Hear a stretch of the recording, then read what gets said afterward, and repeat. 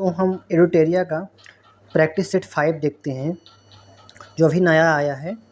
इसका first question है, निम्नलिखित कथनों पर विचार करें तथा असत्य कथन का चयन करें। पहला पॉइंट है, भारत को 2030 तक हरित वित्त पोषण के लिए लगभग 2.5 ट्रिलियन अमेरिकी डॉलर की आवश्यकता है। सेकंड पॉइंट है, नाबार्ड ने पर्यावरण दिवस पर अपनी जलवायु रणनीति 2023 दस्तावेज का अनावरण किया है। पहला पॉइंट और सेकंड पॉइंट राइट है, इसका थर्ड पॉइंट रॉन्ग है, तो इसीलिए इसका ऑप्शन राइट होगा, ऑप्शन सी राइट होगा, क्योंकि इसमें दिया है नाबार्ड की स्थापना 1984 में शिवरामन समिति की सिफारिश पर हुई है। नाबार्ड की स्थापना 12 जुलाई 1982 को हुई थी, ना कि 1984 को। अगला प्रश्न है, पृथ्वी दिवस 2024 की थीम क्या है? इसकी थीम है ऑप्शन बी राइट हो, ग्रह बनाम प्लास्टिक, ग्रह बनाम प्लास्टिक है। अगला प्रश्न है, निम्नलिखित कथनों पर विचार करें एवं सत्य कथन का चयन करें। पहला पॉइंट है, विश्व प्रेस स्वतंत्रता सूचकांक में भारत की रैंकिंग में सुधार हुआ है और स्कोर 36.62 से गिरकर 31.28 हो गया है। ये ऑप्शन राइट होगा। अगला पॉइंट है, वर्ष 2024 में भारत का रैंक 159 है तथा डेनमार्क शीर्ष पर है। डेनमार्क शीर्ष पर नहीं है, नॉर्वे शीर्ष पर है, इसीलिए सेकंड ऑप्शन रॉन्ग होगा। इसमें पूछा है सत्य कथन, तो इसका ऑप्शन ए राइट होगा, 3 का ए होगा। अगला पॉइंट है, सिएरा माद्रे किन दो देशों के बीच के विवाद का हिस्सा है? तो ऑप्शन इसका ए राइट होगा, चीन एवं फिलीपींस के बीच का हिस्सा है। अगला प्रश्न है, निम्नलिखित में से कथनों पर विचार करें एवं सत्य कथन का चयन करें।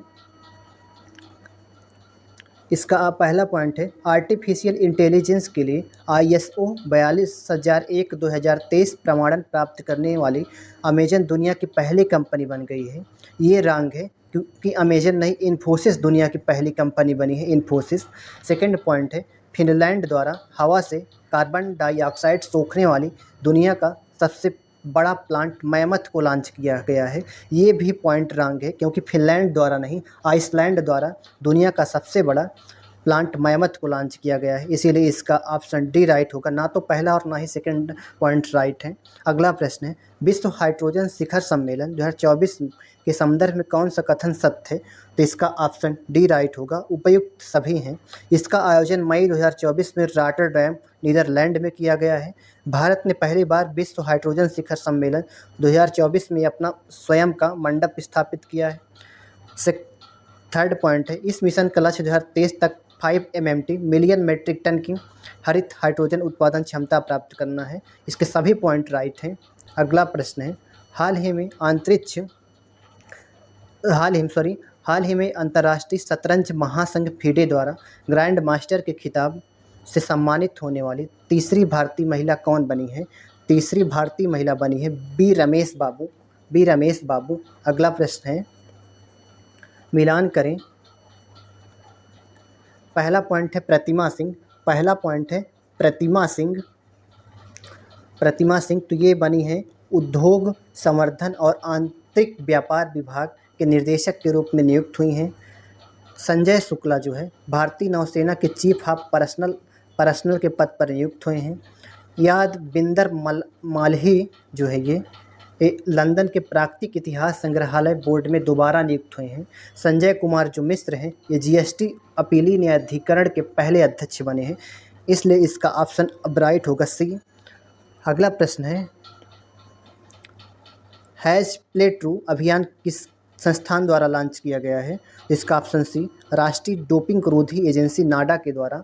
अगला प्रश्न है, निम्नलिखित कथनों पर विचार कीजिए एवं सत्य कथन का चयन करना है। फर्स्ट पॉइंट है, वेस्ट नील बुखार से संबंधित मामले केरल में आए हैं। सेकंड पॉइंट है, वेस्ट नील बुखार वायरस से होने वाला रोग है। थर्ड पॉइंट है, इस बीमारी का होस्ट मच्छर है। तो सत्य कथन का इसका ऑप्शन डी, तीनों पॉइंट जो है राइट हैं। वेस्ट नील बुखार से संबंधित मामले केरल में पाए गए हैं, जो वायरस से फैलता है, इसका होस्ट मच्छर है। अगला प्रश्न है, भविष्य पोर्टल के संबंध में निम्नलिखित कथनों पर विचार करें। पहला पॉइंट है, यह पेंशन और पेंशनभोगी कल्याण विभाग द्वारा जारी किया गया है। यह पेंशनभोगी एवं प्रशासनिक अधिकारी दोनों को पेंशन भुगतान प्रणाली की ऑनलाइन ट्रैकिंग की सुविधा प्रदान करता है। तो असत्य कथन का चयन करना है।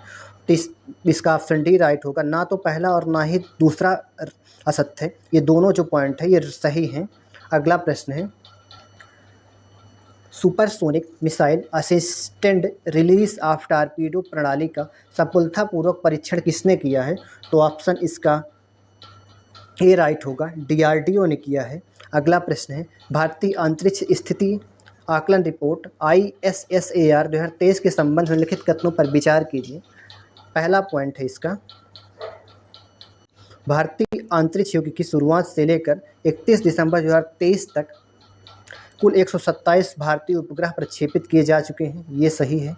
सेकंड पॉइंट है, 31 दिसंबर 2023 तक LEO लो अर्थ ऑर्बिट में 22 और GEO जियो सिंक्रोनस अर्थ ऑर्बिट में 29 उपग्रह हैं।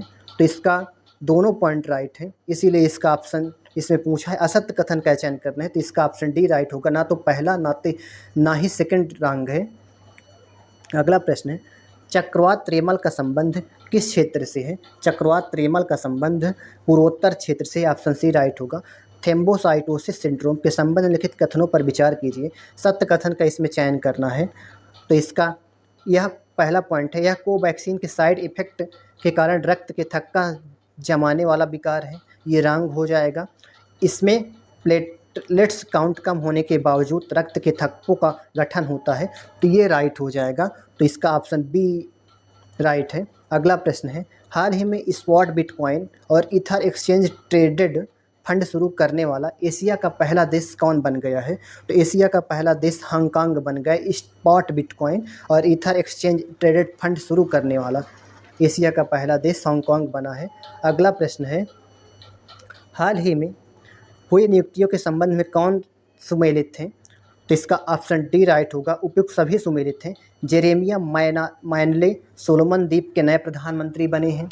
करीना कपूर खान यूनिसेफ इंडिया के राष्ट्रीय राजदूत बनी हैं। वाइस एडमिरल कृष्णा स्वामीनाथन नौसेना उप प्रमुख बनाए गए हैं।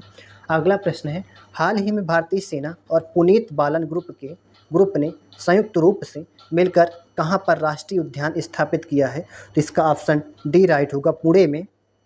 अगला प्रश्न है, सांसद द्वारा बनाए गए 3 नए आपराधिक कानूनों के संबंध में लिखित कथनों पर विचार कीजिए। इसका सत्य कथन का चयन करना है।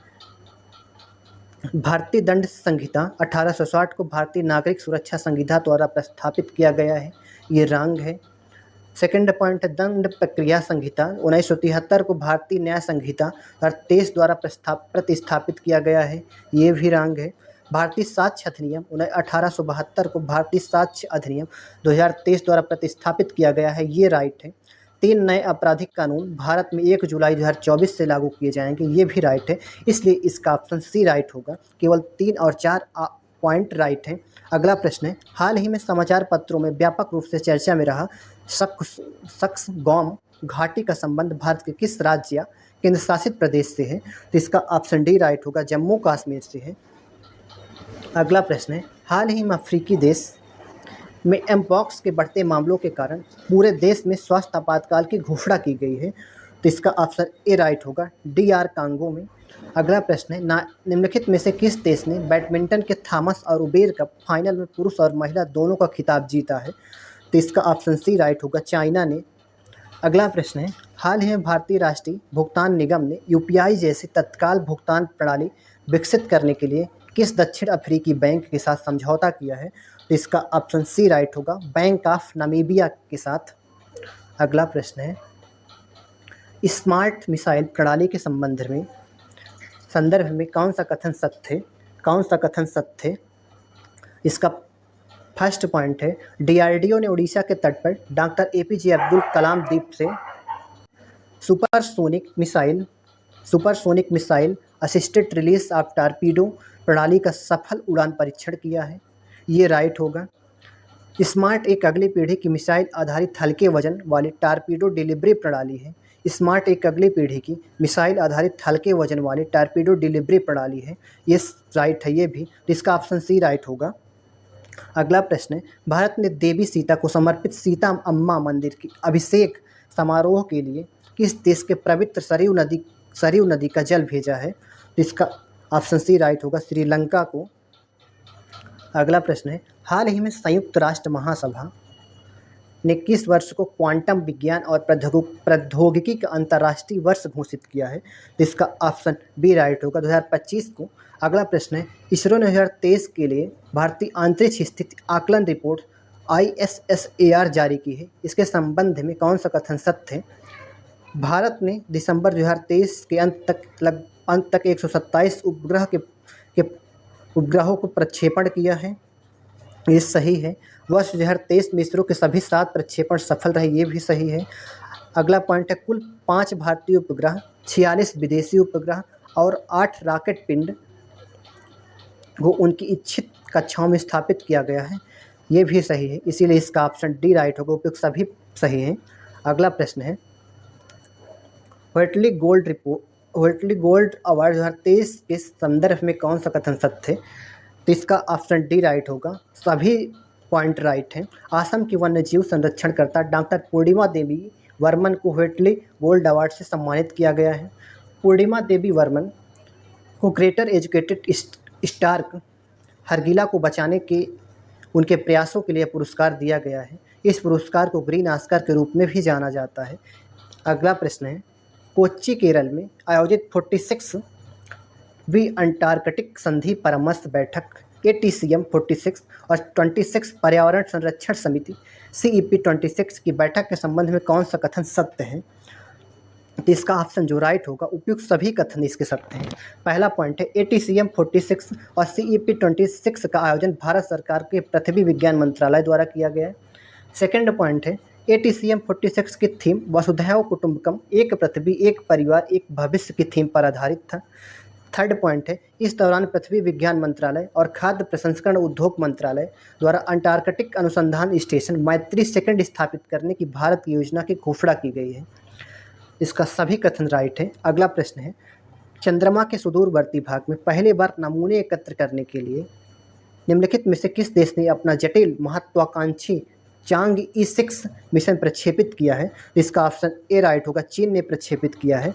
अगला प्रश्न है, आर्थिक थिंक टैंक GTRI के आंकड़ों के अनुसार वित्त वर्ष 2023-24 में निम्न में से कौन सा देश 118.4 बिलियन डॉलर के दो तरफा वाणिज्य के साथ भारत का सबसे बड़ा व्यापारिक साझेदार देश है? इसका ऑप्शन सी राइट होगा, चाइना है।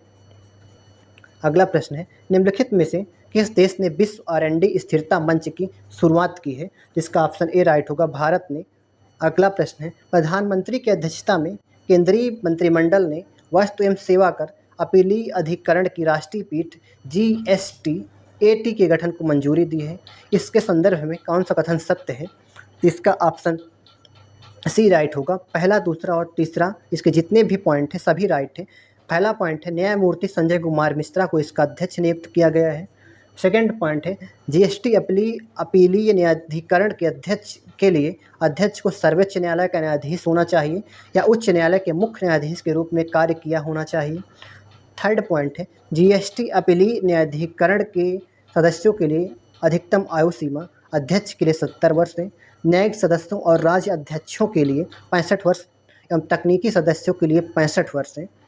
इसके सभी पॉइंट राइट हैं। अगला प्रश्न है, विश्व प्रेस स्वतंत्रता सूचकांक 2024 के संदर्भ में निम्नलिखित कथनों पर विचार कीजिए। भारत 180 देशों में 159वें स्थान पर है, ये राइट है। इसे रिपोर्टर्स विदाउट बॉर्डर द्वारा जारी किया गया है, ये भी राइट है। इस रिपोर्ट में नॉर्वे, डेनमार्क और स्वीडन क्रमशः पहले, दूसरे और तीसरे स्थान पर है। इरिट्रिया इस सूची में सबसे नीचे है, तो इसका ऑप्शन डी राइट होगा। 1, 2, 3 पॉइंट सभी पॉइंट इसके राइट हैं। अगला प्रश्न है, गाजा में संकट को कवर करने वाले देश के पत्रकारों को यूनेस्को गिलेर्मो कैनो विश्व प्रेस स्वतंत्रता सूचकांक 2024 के विजेता के रूप में नामित किया गया है, तो इसका ऑप्शन सी राइट होगा, फिलिस्तीन को। अगला प्रश्न है, अरेबियन ट्रैवल मार्ट 2024 के संबंधित निम्न कथनों पर विचार कीजिए। इसका पहला पॉइंट है, इसका आयोजन 6 से 9 मई 2024 के मध्य दुबई में किया गया। सेकंड पॉइंट है, इसमें पर्यावरण मंत्रालय द्वारा भारत सरकार ने कूल समर्स ऑफ इंडिया अभियान की शुरुआत की। उपयुक्त कथनों में कौन सा कथन सही है? तो इसका ऑप्शन राइट होगा, ऑप्शन सी पहला और दूसरा दोनों सही है। अगला प्रश्न है, पेमा खांडू हाल ही में किस पूर्वोत्तर राज्य के मुख्यमंत्री बने हैं? इसका ऑप्शन ए अरुणाचल प्रदेश के। अगला प्रश्न है, निम्नलिखित में से किस केंद्रीय मंत्रालय ने भारतीय उद्योग परिसंघ के सहयोग से मेडिटेक स्टैकथॉन 2024 का शुभारंभ किया है? इसका ऑप्शन राइट होगा, रसायन और उर्वरक मंत्रालय द्वारा। अगला प्रश्न है, हाल ही में भारत के पहले स्वदेशी बम वर्षक मानव रहित हवाई विमान FWD 200V का अनावरण बेंगलुरु कर्नाटक में किया गया। इसके संदर्भ में कौन से कथन सत्य हैं? इसका ऑप्शन डी राइट होगा, उपयुक्त सभी पॉइंट इसके राइट हैं। यह भारतीय रक्षा और aerospace company Flying Wedge Defence द्वारा विकसित मानव रहित हवाई वाहन सैन्य ग्रेड बम वर्षक है। इसका दूसरा पॉइंट है, FWD 200B एक मध्यम ऊंचाई लंबे सहन शक्ति मानव सहित लड़ाकू हवाई वाहन है। इसकी पेलोड क्षमता 100 किलोग्राम है। इसकी अधिकतम गति 370 किमी प्रति घंटे या 200 समुद्री मील है। इसके सभी पॉइंट राइट है। इसका ऑप्शन डी राइट होगा। अगला प्रश्न है, लता दीनानाथ मंगेशकर पुरस्कार से किसे सम्मानित किया गया है? तो इसका ऑप्शन सी अमिताभ बच्चन को। Sultan Azlan Shah hockey cup 2024 का खिताब किस देश ने जीता है? इसका ऑप्शन बी राइट होगा, जापान ने। भारत के चुनाव आयोग ने दुनिया के सबसे बड़े चुनावों को देखने के लिए 23 देशों के चुनाव प्रबंधन निकायों से अंतर्राष्ट्रीय आगंतुकों को आमंत्रित किया है। तो इसका ऑप्शन राइट होगा, C75 राइट होगा इसका। अगला प्रश्न है, भारत सरकार ने किस IIT को स्वदेशी रूप से विकसित कम्पैक्ट इन्वर्टर पर पेटेंट से सम्मानित किया है? तो इसका ऑप्शन बी राइट होगा, IIT पटना को।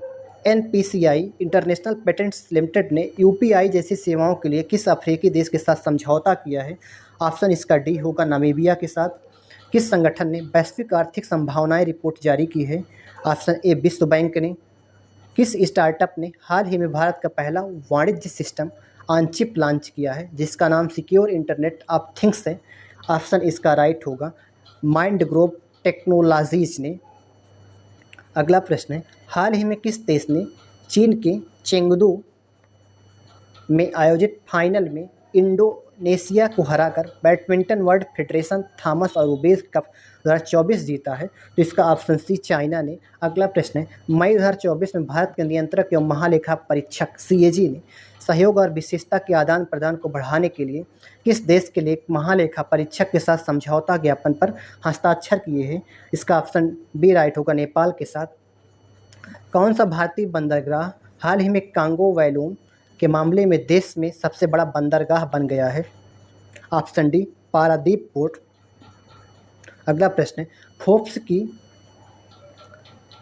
की दुनिया की सबसे अमीर महिलाओं की सूची में कौन सी भारतीय महिला शामिल है? तो इसका ऑप्शन सी राइट होगा, सावित्री जिंदाल है। अगला प्रैक्टिस सेट नेक्स्ट वीडियो में देखेंगे। थैंक यू सभी लोग को। चैनल को सब्सक्राइब करिए और लाइक करिए।